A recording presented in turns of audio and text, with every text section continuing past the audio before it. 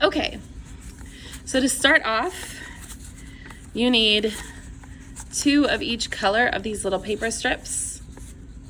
Okay? You are going to take all of these paper strips and you are just going to fold them in half.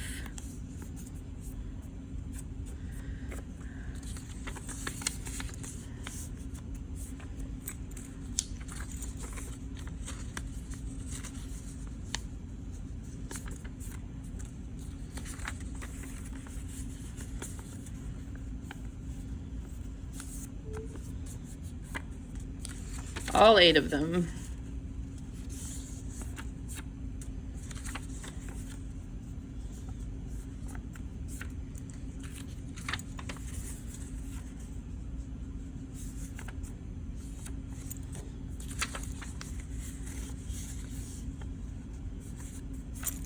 All right, so then you're going to take your little colored strips of paper and you're going to glue them into your notebook. You are going to do the folded edge outward, folded edge outward. So you're going to glue in the red, followed by the yellow, and again, folded edges outward, then the orange,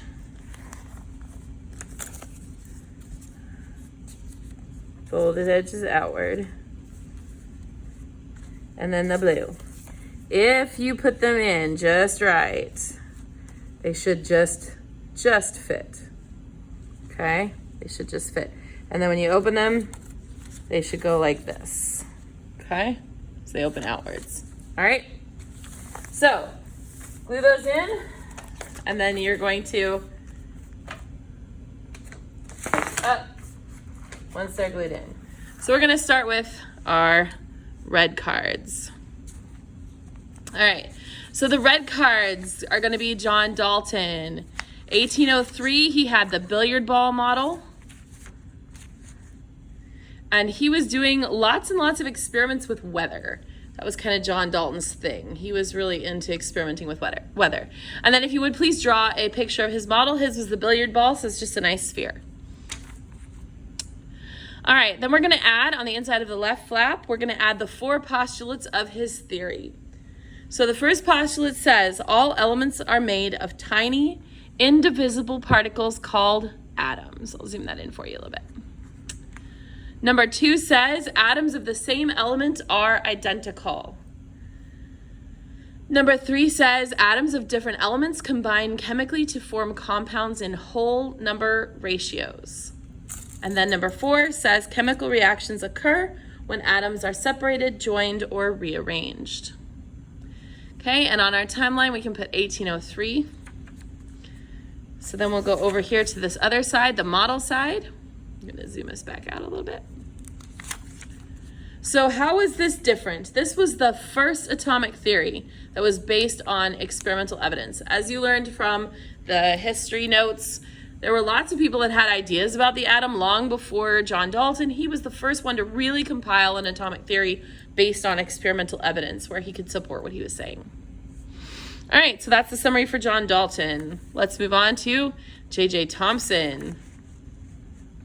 J.J. Thomson, 1897, he had the plum pudding model, and his experiment was called the cathode ray tube experiment. And then remember, his model has positively charged atom. So the entire atom, he said, was positively charged, but then it contained these little chunky nuggets of electrons.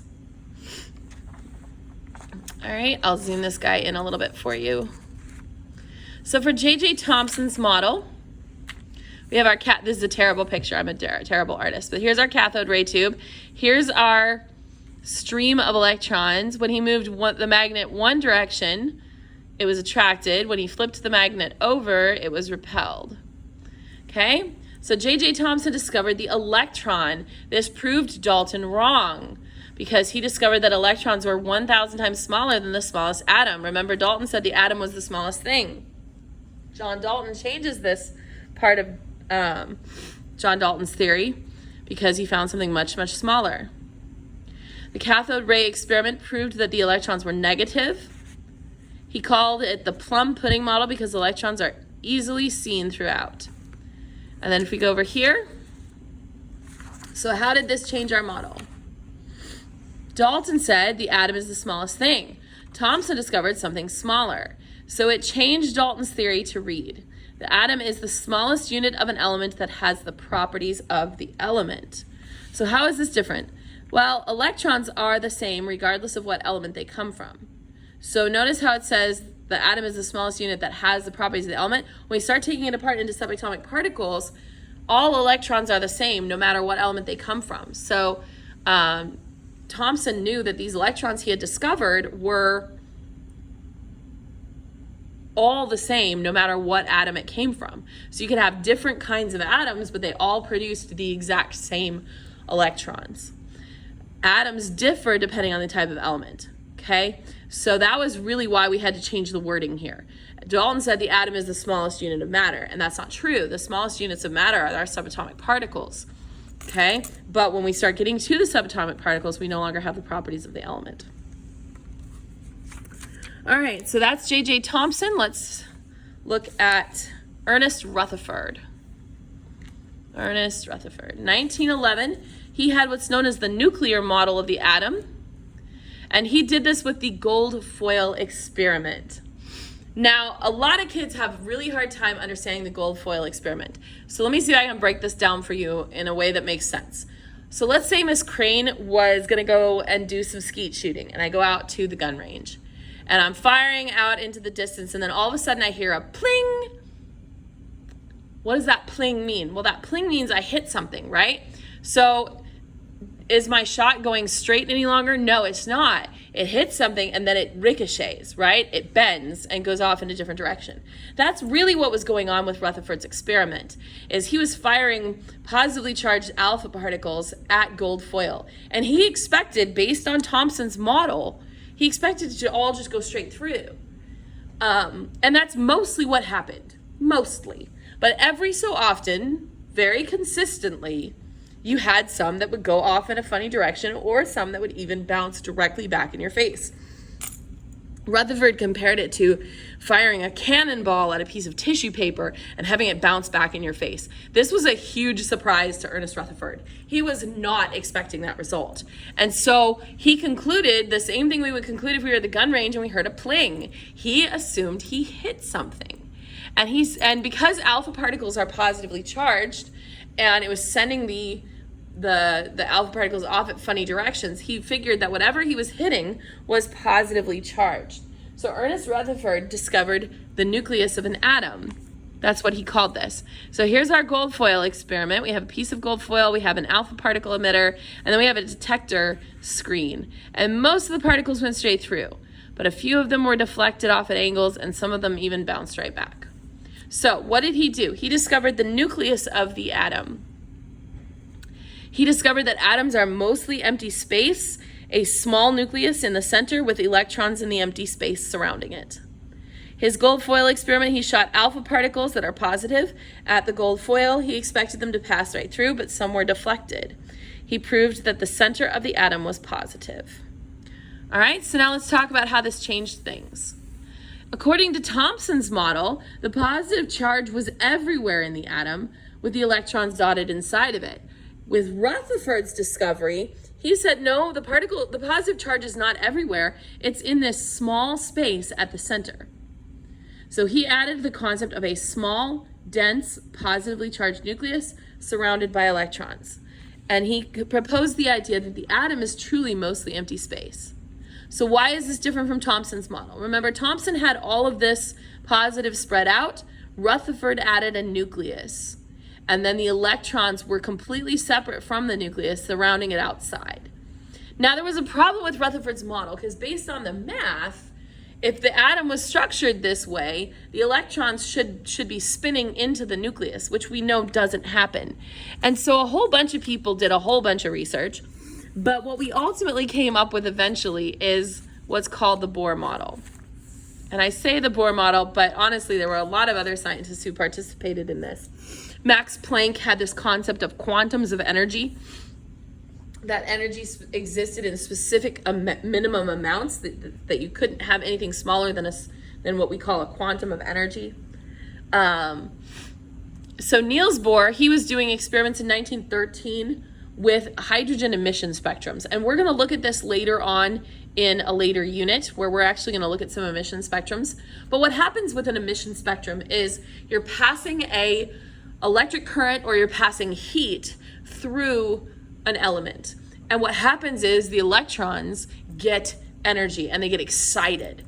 And they jump up to a higher energy level and then they fall back down to a lower energy level as they release that energy.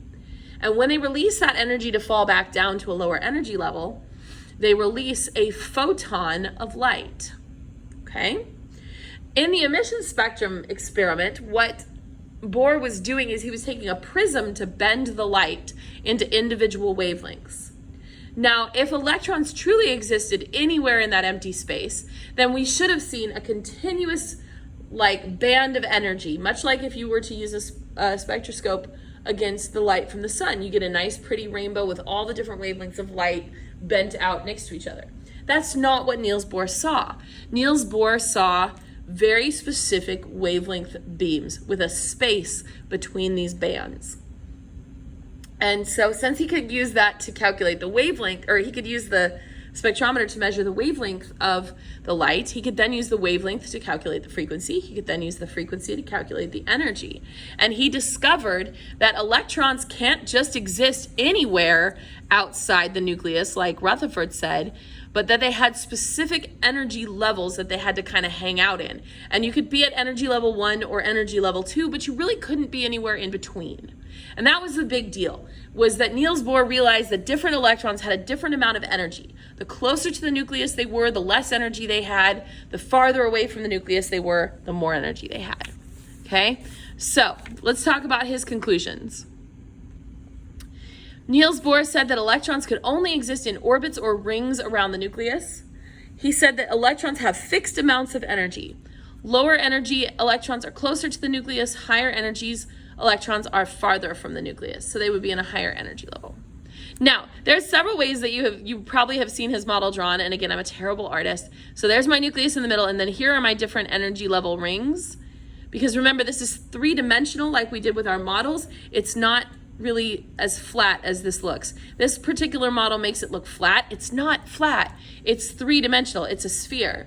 Okay, but when we're drawing Bohr models, when we're doing chemical bonding and things like that, we will often draw them like this, simply because it's easier to work with that way, but it's not flat. Please be in mind that this is always in a sphere. All right, so let's talk about how things changed. Rutherford's model said the positive nucleus was surrounded randomly by electrons. Remember, the electrons could be anywhere in that empty space, according to Rutherford. And remember what I said about the math not working out? That according to Rutherford, they would have to be spinning into the nucleus? Bohr discovered that electrons could only exist in specific energy levels. So he added the concept of orbitals representing those energy levels. So why is this different? Well, it gave us a much more specific location for the electrons, and it allowed for the calculation of energy changes. So we could actually go and excite electrons and measure the energy that they were releasing in terms of light that was being released from the atom. Okay, so this is our timeline summary of all of our scientists. So when you're all done, you should have something that looks like this to have on your page in your notebook. All right, and I went in through and just added the dates here along the timeline so you can see them. 1913 is Bohr, 1911 is Rutherford, 1897 is Thomson, and 1803 is Dalton. Now, obviously, this is not fully inclusive. We didn't talk about the discovery of the proton, which was also Ernest Rutherford, but it was much later from the nuclear model, several years later. We didn't talk about the discovery of the neutron, which was discovered by Chadwick. And there were lots of other scientists that were involved in this. So please remember that these are the four major scientists that we are studying, but none of these people came to these conclusions alone. They all worked together over the course of time by using each other's research and building upon it, because that's how science moves forward.